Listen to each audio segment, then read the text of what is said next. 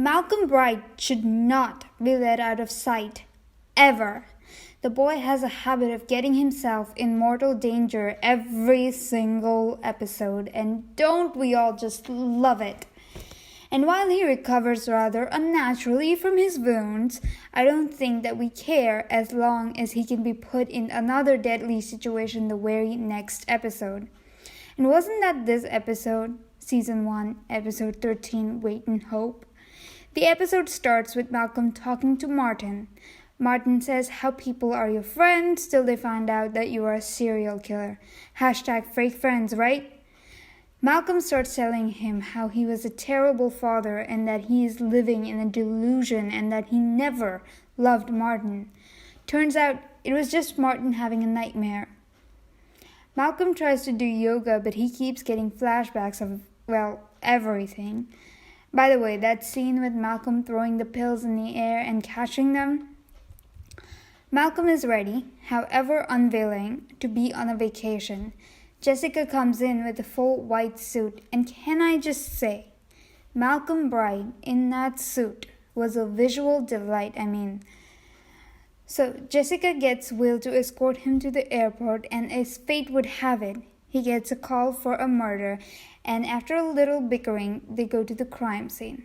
The team makes fun of Malcolm in the white suit, and I love how it shows how comfortable they've grown with each other, how far each of them have come in trusting Malcolm and vice versa from the pilot.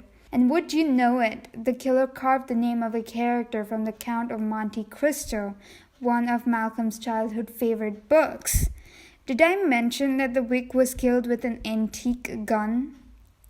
Also, who knew JT was into antique weaponry? Okay, so far, so good.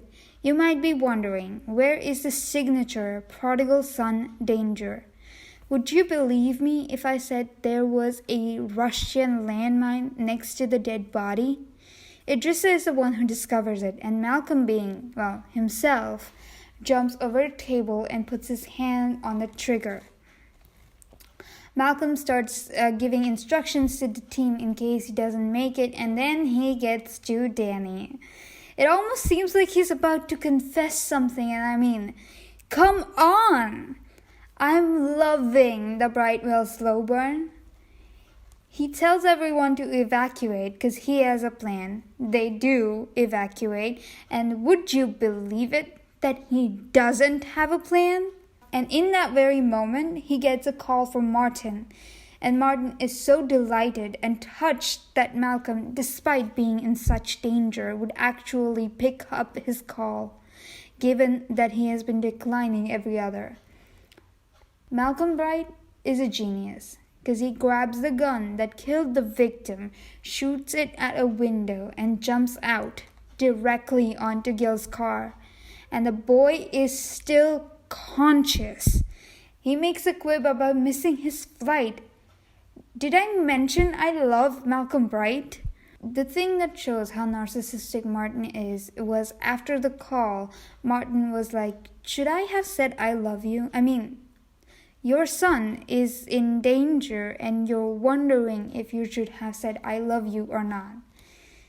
Frankly, had it been anyone else, this moment might have been different, but with Martin Whitley, it doesn't sit that way. The moment isn't about Malcolm, not to him, it's about himself. It is one of the things that I enjoy so much about Prodigal Son.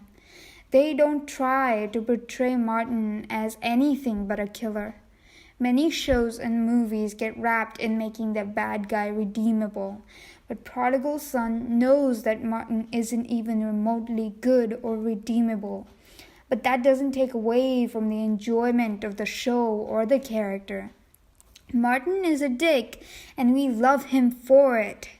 And a lot of that credit goes to Michael Sheen, making him so soft and lovable. Then we cut to Martin in group therapy. Martin confesses that he thinks that he doesn't have the tools necessary to help Malcolm. And Hector having to roleplay Malcolm? He might be my new favorite side character. Martin says I love you to him and demands that Hector say it back. Hesitantly, he does. It just goes to show how Martin doesn't actually know Malcolm and how he perceives that Malcolm would just say it back. Back at the station, they get a call from Martin, who gets excited about meeting the whole team, and especially when Danny speaks. Mortified by his father embarrassing him, Malcolm cuts the line. Then we see Ainsley with Jessica, who's trying to pick a dress for the Taylor wedding, calling them American royalty. She talks about how she has been socially isolated after Martin's arrest, and it has taken her 20 years to get back in. The team find the guy who purchased the gun, and where would they find him but in a contraption with swords involved? Malcolm, being who he is, slides under the wires, and my question is, how does he do that? Is he like half robot? 'Cause that slide was perfect. JT and Danny start cutting the wires one by one because Malcolm is going to catch the falling swords. Let me say this again. Malcolm is going to catch the falling swords. I love one disaster human. The victim reveals that he bought the gun for Kyle Taylor, who had an affair with an underage girl who then drowned in a boat crash. Malcolm remembers that it is Taylor's wedding on the same day. They go to the Taylors and catch the underage girl, Isabel's father. Though it doesn't sit well with Malcolm, but Gil orders him to go back to his vacation. And I really like what Malcolm said when he was in the car with Danny about the theater filled with nothing but horror movies about you and you can't escape. That is such an on-point description of what mental illness feels like.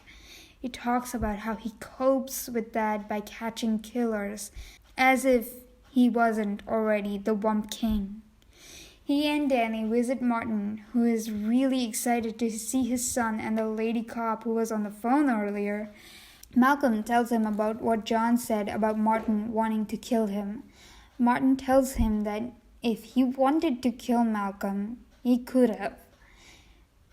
And at this point, you have to pause and just take in the expressions on their faces. Now, I'm not sure what to believe here because on one hand, Martin is a serial killer and could have planned to kill Malcolm but stopped at the last moment. Or John could be lying about it. From what we've seen, the way Martin reacts to the idea of Malcolm's death, it is rather unbelievable that at some point he wanted to kill Malcolm himself. Though it is also possible that Martin's affection for Malcolm grew after he got arrested, and Malcolm was the only one who visited him in prison. Martin could have latched on to Malcolm as he was the only part of him that was out into the world. Danny watches as Malcolm and Martin work out the case together. Martin calls the kills romantic and wonders where the drama is. He points out that Kyle, a son forced by his father into a life he did not want. Now, there is the passion. Kyle has also had military experience. He could have set up the landmine. So they decided to go to the wedding, and Martin is like, "You could go shopping on the way. On me, son. Enjoy yourselves." Okay, I will say this. I love how Danny has the blessing of both Jessica and Martin here. Mommy and Daddy are shipping Brightwell hard. And they go shopping for a dress, and there is that bit where boy looks at girl all dressed up and is mute for a few seconds. And Malcolm, same. Aurora looks amazing in that burgundy dress. They arrive at the wedding where Jessica spots them. She scolds Malcolm and tells Danny how amazing she looks. It honestly reminded me of a moment in Harry Potter where Molly Weasley is scolding her sons and she's like, "Harry, we're so pleased to have you." Now they corner Kyle at the wedding and they talk to him. He tells them how the night was the worst night of his life and that he loved Isabel. Realizing that Isabel might be alive and would want to kill George in the most public way possible. at his toast. Malcolm tells Danny to look for Isabel while he creates a distraction, and in true Malcolm Bright fashion, he grabs the mic from George's wife and starts talking about fathers. The lady sitting beside Jessica asks if she knows him, and Jessica lies and tells her she can't say from all the way back there. Isabel reveals herself. Malcolm tries to convince Isabel not to kill George. He quotes Dumas saying that all human wisdom is contained in these two words, wait and hope. Isabel thanks Malcolm and fires the gun. Malcolm jumps over the table to protect George, and Danny disarms her.